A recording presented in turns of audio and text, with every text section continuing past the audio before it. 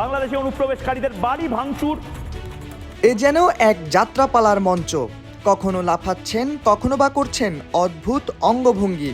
বলছি কলকাতার Republic Bangla TV চ্যানেলের সংবাদ উপস্থাপক ময়ূখ রঞ্জন ঘোষের কথা, যিনি বাংলাদেশের অন্তর্বর্তী সরকার ও ডক্টর মোহাম্মদ ইউনূসকে নিয়ে মন গড়া কথা বলে বেশ পরিচিতি লাভ করেছিলেন সামাজিক যোগাযোগের মাধ্যমে। এবার এই সংবাদ উপস্থাপককে গ্রেফতার করার দাবি উঠেছে। আর বাংলা চ্যানেল থাকতে পাবে না। বাংলাদেশ ও কলকাতায় হকার সাংবাদিক হিসেবে বেশ পরিচিতি লাভ করেছিলেন ময়ূখ। বাংলাদেশে যখন ভারতীয় পণ্য বয়কটের কর্মসূচি চলছিল, তখন তার কারণে বাংলাদেশ ও পশ্চিমবঙ্গের বাণিজ্য কার্যক্রমে বেশ ভাটা পড়েছিল। এবার আবারও তার নামে মিথ্যা ও উদ্দেশ্য প্রণোদিত সংবাদ প্রচারের অভিযোগ তুলে রাস্তায় নেমেছেন ভারতীয় নাগরিকরা। বিক্ষোভকারীদের অভিযোগ, রিপাবলিক বাংলা চ্যানেলের ময়ূখ রঞ্জন ঘোষ দীর্ঘদিন ধরে সংবাদ উপস্থাপনের নামে সাম্প্রদায়িক উস্কানি ও গুজব ছড়িয়ে বাংলাদেশ ও ভারতের মধ্যে ধর্মীয় সম্প্রীতি নষ্টের চেষ্টা করছেন। সামাজিক যোগাযোগের মাধ্যমে ছড়িয়ে পড়া ভিডিওতে দেখা যায় রিপাবলিক বাংলা টিভি চ্যানেলের কার্যালয়ের সামনে বিক্ষোভ করছেন কিছু সাধারণ মানুষ ও ব্যবসায়ীরা।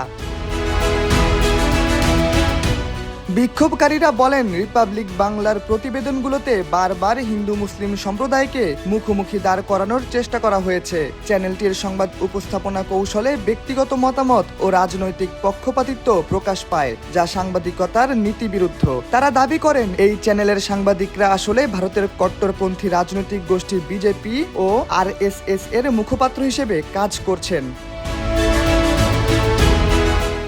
ময়ূখ রঞ্জন ঘোষের বিরুদ্ধে আরও অভিযোগ আনা হয়েছে, তিনি বাংলাদেশে সংখ্যালঘু নির্যাতন নিয়ে ভিত্তিহীন খবর প্রচার করে অন্তর্বর্তী সরকার ও ডক্টর মোহাম্মদ ইউনূসকে বিতর্কিত করার চেষ্টা করেছেন। তার এসব সংবাদে বাংলাদেশের জনগণ ও আন্তর্জাতিক পরিমণ্ডলে বিভ্রান্তি সৃষ্টি হয়েছে বলে অভিযোগ করা হয়েছে।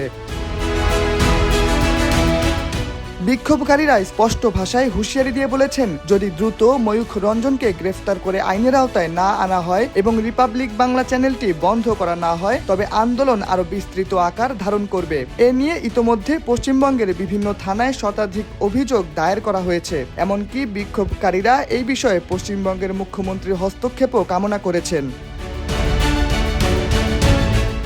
শাহরিয়ার আহমেদ, সময়ের আলো।